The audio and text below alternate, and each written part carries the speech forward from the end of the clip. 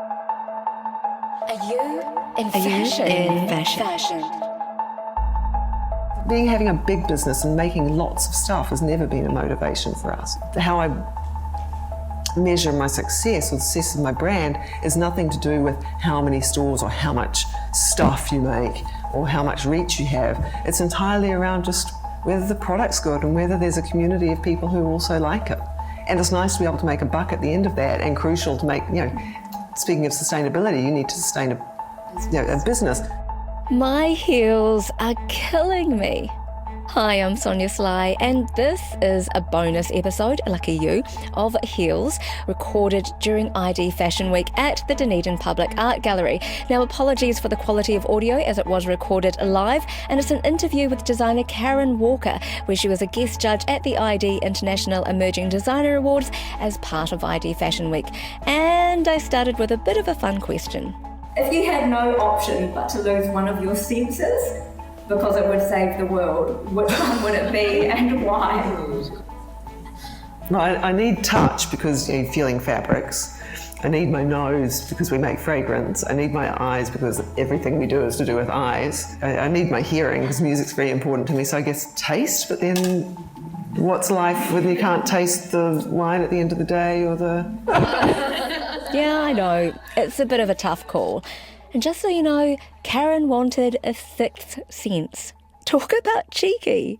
You have continued to raise the bar in the industry, and you have built this incredible empire. I don't know if you see it in that way, but having visited your Auckland workroom, it is a buzzing, humming machine, but at the same time, it feels very much like a family. I mean, how many people are part of the Karen Walker world in terms of the number of designers, the people working on the floor? 5 designers working in different areas, 5, 6, 30 people in our head office in Auckland, that covers production, dispatch, media, PR, design, product development. One of our design team who's been on the team with us, she's been on the team with us for a long time, that's like 6 weeks with us and then 6 weeks back in London, and she works with a couple of other designers in the UK, and she said that what we've got is really so rare in the industry these days, which is we've got a fully functioning design studio and sampling facility. We have 8/9 incredibly skilled machinists in our studio who are just there to make product as we wish. We've got 2 fantastic pattern makers, dedicated cutter, 2 dedicated sample room directors, managers, plus the design team on top. And that's really unheard of in the fashion industry these days because it's exceptionally expensive. But that's what you need in order to make work of a certain quality. The norm in most companies is the designer will do a sketch that will get sent to a factory somewhere, probably in China, turned into a pattern, turned into a first sample, sent back for review, it's a fitting, couple of tweaks, and then you get a second go and that's it. Because that's the cheap way to do it. Well, actually the norm in the industry is buy a bunch of samples and drop them off in Shenzhen on the way home. But even for studios with, say, we're a design studio, the very best you'll get is a sketch and 2 samples. And for us, we might have 9 goes at something before it's perfect. We just keep, invest a lot of money in that facility so that we can keep questioning whether the design's its best or not. And that's really unusual. And then also that team, many of whom have been with us over 10 years, some over 15 years, they know the product intimately, they know the archive and the body of work intimately. We've got a huge archive in our warehouse space, so we can go and pull on things that we've done in the past, and our team already know them inside and out. And so you really get a different quality work, I think, when you work in that way. And a real dedication to it as well, dedication to the craft. Because Benny yesterday talked about over the years having to pare their business back. So for you, do you see the Karen Walker, the staff, do you see that expanding? Like, where are you at with that? For that design studio facility, I don't think it needs to expand. It's like the perfect size for us. But yeah, most people might have had one 10 years ago, or even 5 years ago, and now they're gone. We really value that side of our business. I'm aware every single day that not many people have that luxury of being able to really craft and refine and work with a room full of incredibly talented people who also bring ideas to it. We want ideas from all our teams. So sometimes we'll give quite a loose sketch and just sort of a first thought on something, say to our machinists, what do you think? And they'll come back with like 5 or 6 different ideas about a way into a frill or, some sort of detail. And that's, when you've got that amount of knowledge, like, 100 years of experience in the room. A garment might take 50 hours of pattern making to really refine. Like, that's a big investment. Not many people do that, and that's why some works definitely at a different like a level. It does feel like a luxury. And a privileged place to be in, to be able to have that creative freedom to just keep reworking and not feeling precious about any particular design. Often you'll revisit 3 months or 6 months or 9 months later, because we do 4 collections a year for the ready-to-wear. So there's always two or three collections up on the board. So like right now we're really getting into the nuts and bolts of what will be delivered into store in January. Getting into exactly the fabrics and the cuts and the details and briefing patterns and so on. But there's also what's going to be delivered into store in March that's kind of working a little bit further down the wall of like first thought, that's all the fabric designs already done, and first thoughts around fabrications and silhouettes. And then also in the head what's going to be dropping into store in June, already thinking about that. So you've got to think quite a long way out. With fabric prints especially, you've got to think a long way out. You have the brand stocked all around the world. Has it been a natural progression to look to Asia, and how do you approach that market? For instance, do you have particular pieces in each collection that you just know will do really well over there? Yeah, you never really know anything. Okay. You can kind of get a feeling for it, and then you go and they come back and they go, oh, we'll have 2. And you're like, oh, I thought you were really going to love that. Japan's always been a really good market for us. It's always felt kind of like home. And I think because, I don't know, there's something about the chic plus eccentric kind of feel in our handwriting that just really clicks in that market. So we opened a store there April last year, and I'm going up there in a couple of months' time. I was there when we opened, and I'll go up there again soon. And it's a really, Tokyo is such a great city. I've been to lots of cities in Japan, but Tokyo, obviously, that's like fashion centre. Very natural city for us to be in. I've always loved Tokyo. So you come back feeling inspired with new ideas? Yeah, you always come back with something from Japan. And even now, when fashion is quite homogenised now compared to how it once was, it's becoming so much more the same everywhere you go. Even set against that landscape, Tokyo still has something other. You still go there and you go, you could drop me in the middle of Ginza with blindfold on, and I could tell you within a second where I am, style-wise. There's something quite specific. And I imagine it's really important for you to keep being inspired, but do you ever have moments when the inspiration is just not there and you are struggling? No, there's always ideas. And we've got such a great creative team that if somebody's like feeling a bit tired or a bit slow, we're like, I don't know what we're doing with this, somebody else will have an idea. So no, that's never a problem. Shortage of ideas is never a problem in our studio. It's working through that and editing that so you don't just kind of go, oh, let's develop 600 different designs, because there's just not the time to do that. It's kind of, there's always lots of ideas up on the wall. It's then about editing them back. And so growing a brand that started in New Zealand, growing it into an international force, what are the pressures and expectations that you are constantly under in terms of having to juggle stockists and social media and the weight of everything that is kind of becoming this cumulative thing in the fashion industry that is just putting so much pressure on designers and brands today? There's always been pressures. Pressures now might be slightly different to what they were in 1950. There's always pressures in any business and in any category. And how do we juggle it? I think a lot of how we cope with that is just good systems, generous timelines. I don't like rushing. I don't think you get your best work when you're up against ridiculous deadlines. So we make sure that we've got plenty of time for product development, because it all comes down to the product. Ultimately, you can wrap anything you like around it, any amount of bells and whistles and Instagram posts, but it's not going to help if the product's rubbish. one of the most important things within our organisation is to have adequate time to make the product good, because it all comes back to the product. You can't trick people into liking stuff that's just not good. So always got to come back to that. It's a very hard time to be in the fashion industry at the moment. I think everybody's probably feeling the effects of it. I don't think it's any harder than ever, it's just different. You've got the whole world that you can speak to, or not, if you want it. There's not one path like there was once upon a time. You can kind of come into this business in any way you like. We do. We're working at the moment with a brand. In our stores, we sell our product, we also sell other people's product, especially in our Newmarket store. It's called Play Park by Karen Walker, and it's all about having different brands in there, that just things that we like. And we're working at the moment with a girl who has a brand called The Knitter, and it's hand knit, big, chunky, oversized hand knit sweaters.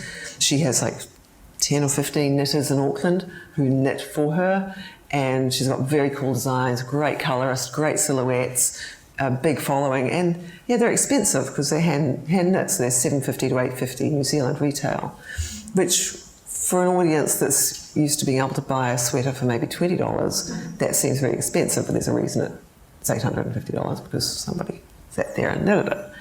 But so my point is, she's one girl, she works out of her flat, or I think she stores some wool at her parents' house, and she's got these like 10, 15 ladies who knit for her, and we did a little collab with her for the beginning of autumn where we bought, I think, 16 of her sweaters, mostly colours that were specific to us and colour mixes specific to us. After maybe a week, we had one left. Wow. So, you don't need to be big, you don't need to be fast, or she's slow as well because hand knitted, so we'll place an order, it's like, you'll have that in 4 months. So okay, that's fine, that's the time it takes. My point is, you can do it in any way. Yes, it's hard, but it's also very open, and don't need to be big or have a big bankroll or just have to have a good idea. The rest of it's irrelevant, and then you can come into it whatever it takes to make that good idea a reality. People are just wanting interesting things done in a unique way. So how important are those collabs for you? Because you've done quite a few of them now. Yeah, we just want to make interesting product and work with interesting people. So for something like The Knitter, it's like I've just really liked what she was doing. One of our graphic designer came into work about 1.5 years ago wearing one of her pieces, and I was like, that's awesome. I guess you could analyse it and go, oh, it's about making the brand interesting or audience or what have you, but it's not really. It's just about, we just want to make cool stuff that people will like, and that means not doing the same thing every single season and putting in little hand grenades of excitement out into the market. In my world, I want classic things, but I also want to be surprised. The little face masks you made last year were a bit of a surprise. I quite like them, but obviously...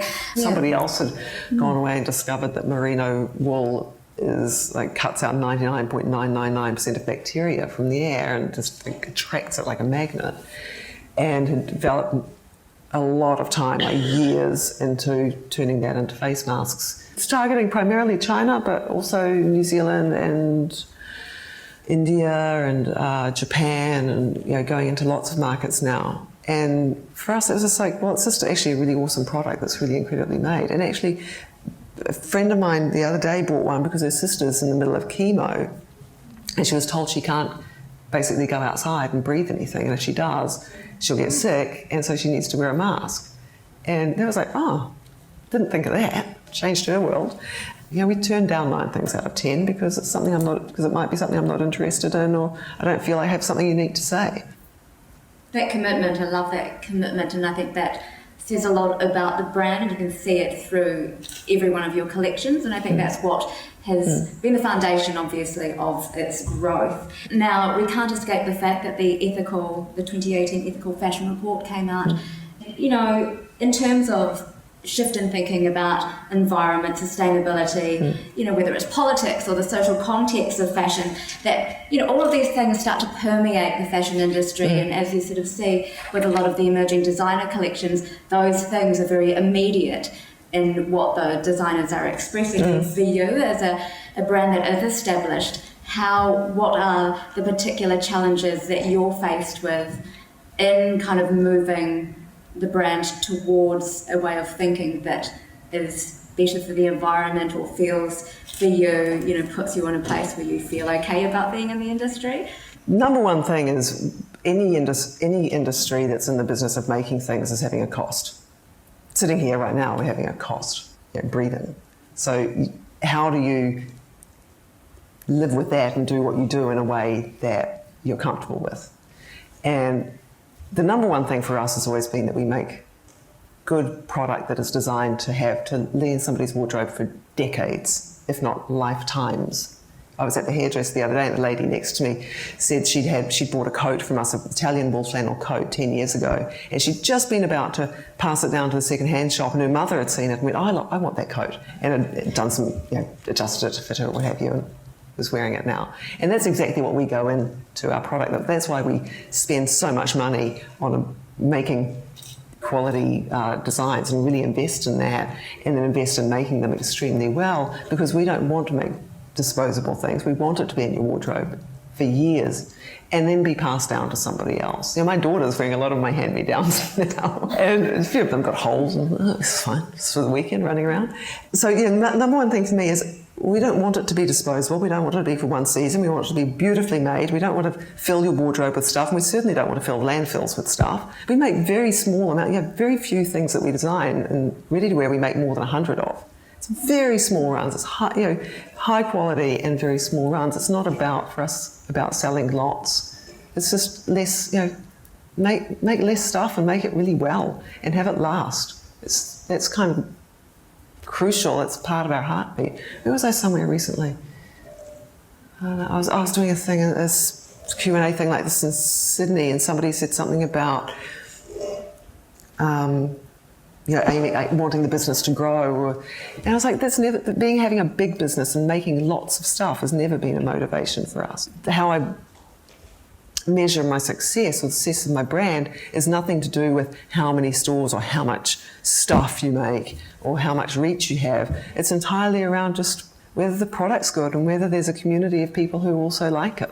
And it's nice to be able to make a buck at the end of that, and crucial to make, speaking of sustainability, you need to sustain a business. It's not about being big and making lots and lots and lots. It's about just making beautiful things that will be in your wardrobe for a long time. And I'm hearing that more and more from when I speak to people, that I've got a dress or a pair of pants I bought in 2000 or whatever, and I'm still wearing them. And that's really what we set out. That's at the heartbeat of everything we do. Okay. In terms of that transparency and that increasing demand for it, are you okay with that? I mean, do you, when you look to buy an item of clothing as well, go, well, I want to know where it's made? Oh yeah, I make those choices all the time. For me personally as a consumer, absolutely. God, yes. I've never been a consumer who's like, after make it cheaper and give me more of it. I live in a small house in Ponsonby. I don't have the space for more shit. Yeah, for me as a consumer, that's really important. I think that becoming more and more the norm, that people want transparency around what it is that they buy, no matter what that is. That's really important. For us as a brand, if you go onto our CSR page and our website, we're very transparent about a lot of things and continuing to work on that. And then there's things that's like, well, I get why people would like to know the name of the factory that we work in to make our knitwear, but we're a small company and that's an amazing factory, and I'm not going to make that available. So we've been working with them for 15 years, and it's really, they're really good. It comes down to the individual brand, how much you're prepared to make visible or not. I think it's really good, but there's only different brands have different, can I give that away? Can I give that away? Now, in terms of your own staff, it seems like, it's quite a nurturing environment, right? And I hope so. I can't give everybody, this is your career path the next 20 years. So I love it when I see people make the next step in their career, and maybe it's not with us, but it's with somebody else, and I've been one small little rung in their career. I mean, Rachel Mills was an example of that. For someone like Rachel to come and work for you, that's a great thing for her career, and then to go off and do her own thing. I mean, is that always in the back of your mind that you might actually lose really talented staff? Yeah, I don't really think of it as lose, though. People always want a career path that's exciting, usually. Some people just want to stick their heads down and do their job excellently for 40 years, and that's great as well. I've got a lot of those people actually who are just rocks. And other people want to go, this is where I want to be, and I want to be here right now for whatever reason, learning or what have you, but long term. I had a new girl start in our dispatch department a couple of weeks ago, like really entry level, straight out of university. You want to get in the fashion business, honey? Sort out those plastic hangers over there. And the first day I went and introduced myself to her and asked where she saw herself in 10 years. And I like to do that with everybody actually, just so that I can get a sense around where do they want to be, just so I can keep that in mind whenever I'm working with them, really. I want to know what people's next steps are and help them to achieve that. Give them opportunities to grow. Yeah, and we do that a lot. Many people within our company have been in 4 or 5 or 6 different roles. Our jewellery designer, Jade, she started off as an unpaid intern, I don't know, picking up pins. Then she was pretty good. She was really good at picking up pins. And we gave her an entry-level job in production when it came up, and then she put her hand up and went, I really want to be a designer. I'm like, okay, well, show me your work. And then she was like, and I started giving her briefs, like, okay, go away on the weekend, come back over the weekend with 20 ideas around this thought. And, 10 years later, she's, the last 5, 6 years, probably more, she's been a really crucial part of our design team. So it's not in my interest to have people just like pigeonholed and then, okay, that's it, I don't have to think about you again. I like to see people expand and extend, and usually that benefits the company, or at least them, and that's a good thing. What do you feel gives you a clue into what the future might look like, based on what you saw last night, in terms of like ideas, maybe future trends, what the thinking is going to be for the designers who are about to enter the industry? I think this is so varied. There wasn't really one standout kind of trend in terms of the thinking. It was actually all really, really varied. Obviously things are different now coming into the industry for these young people. What advantages or sort of disadvantages do you think that they have now that maybe you didn't have to face when you were coming out? Oh my God, well, the gatekeepers have gone. When I came into the industry in the 1920s, it was very controlled. So you kind of had these gatekeepers between you and your customer or community. That just doesn't exist anymore. There's a constant direct communication in every category, not just fashion. The gatekeepers have lost a lot of the power and a lot of the control as a result of that. But it's so diminished. It's so much more about that immediate conversation with your community that you can have 24/7. That's the incredible thing about how the industry is right now. That's the bit I really love. That's a really incredible tool. Think of it like a campfire. I talk about our community around our campfire. But they could be sitting at 50 other campfires as well, very distracted and very bored, very easily bored little thumbs. They just want to keep moving. How do you keep the conversation engaged in the face of that? Yes, you've got their eyes, you've got their thumbs for a second. Yes, it's a great tool to have. It gives you the entire world, but it also gives your community the entire world. So you've got to be just really interesting. That's what it takes. There's no shortage of great ideas out there. The gift for people coming into the industry now, or people in the industry now, is it's very easy to have that immediate and ongoing conversation with your community and to tell them what you've got that's going on. They're also having that conversation with a million other people. So yours has to be really good. But that's what I find exciting. And because we're a company that's all about ideas and storytelling, I think of us as storytellers more than product makers. It suits us very nicely.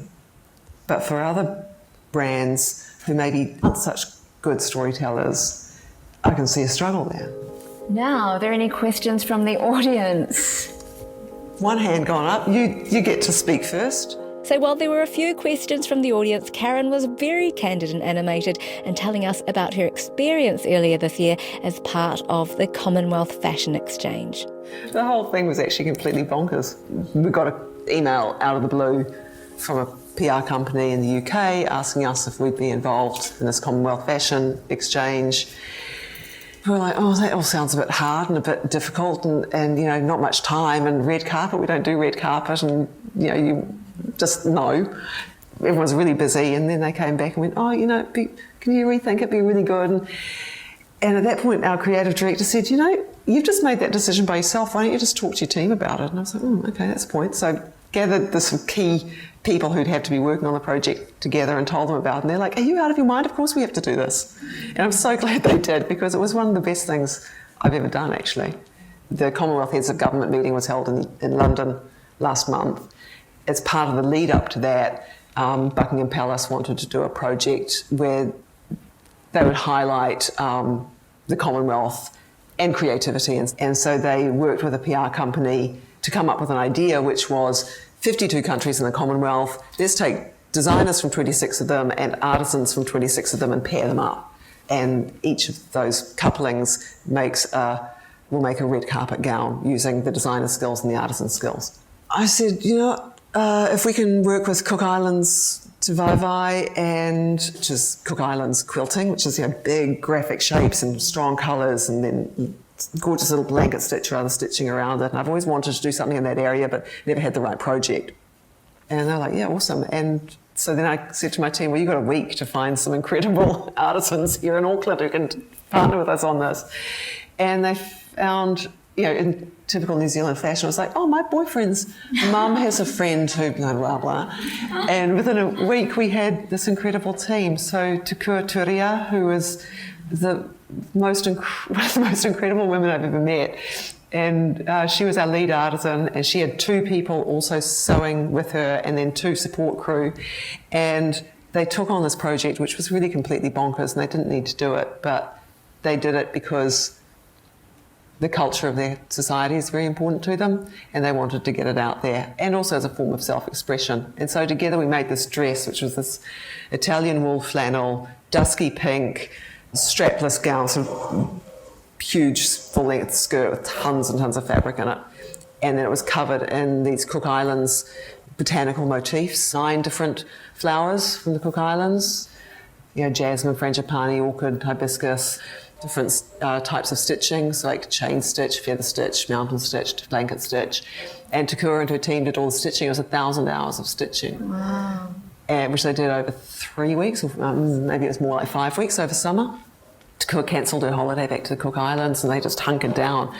And then 2 of the team were their support crew, so like playing the ukulele, singing, making lunch, making cups of tea. And whenever I'd go and visit them in the house where they were making it, you know, it was just such joy. It was just this completely, never been quite in that environment where the work was also about just the sense of community and making a beautiful object and getting together and gossiping. And the last few days of the job, they came in and we set up a space for them. And there was this music coming through the whole building. It was just so good. And we made this beautiful dress together and sent it off to London. This dress there was an official function at Buckingham Palace in the staterooms that the Queen hosted, but then she had Duchess of Cambridge and Countess of Wessex hosting on her behalf on the night. And Anna Wintour, kind of all these beautiful dresses lined up, and designers, I think all the designers came, maybe 1 didn't, and I think maybe 15 of the artisans came, so it was like everybody came. It's like 300 people in the palace for this party.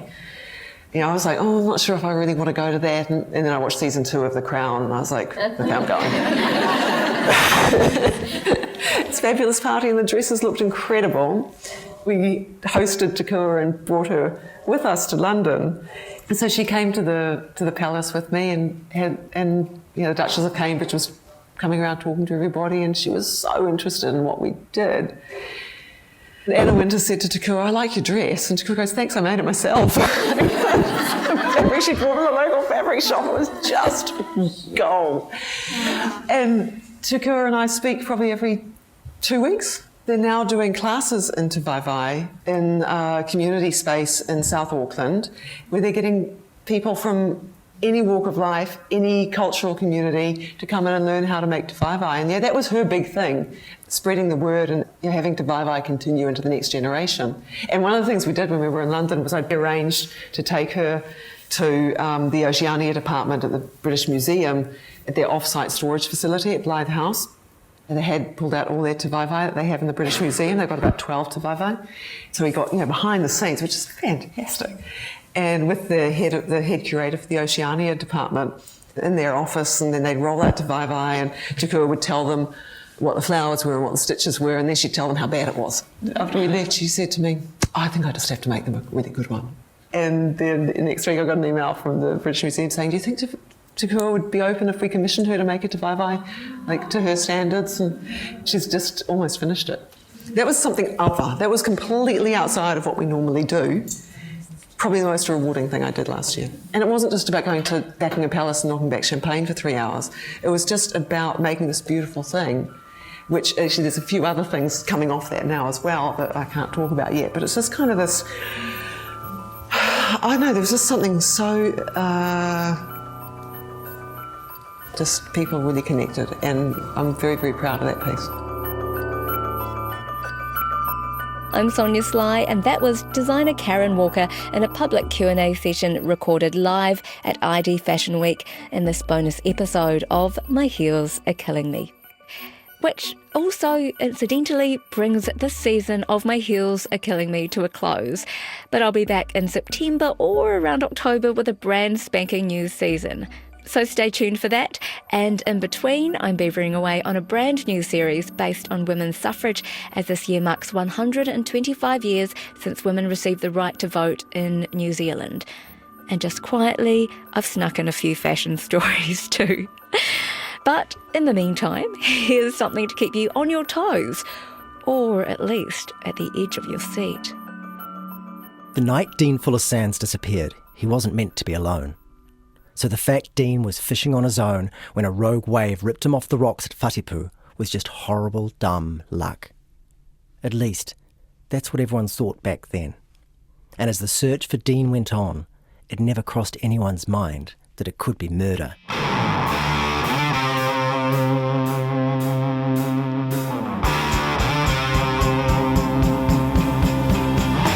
From Stuff and RNZ, this is Gone Fishing, a podcast by Amy Mars and me, Adam Dudding. Available from the 25th of June on Apple Podcasts, Spotify and other podcast providers, or from the Stuff and RNZ homepages. You can also hear it on air each night on RNZ National. Gone Fishing. Mayhem. Murder. Maybe.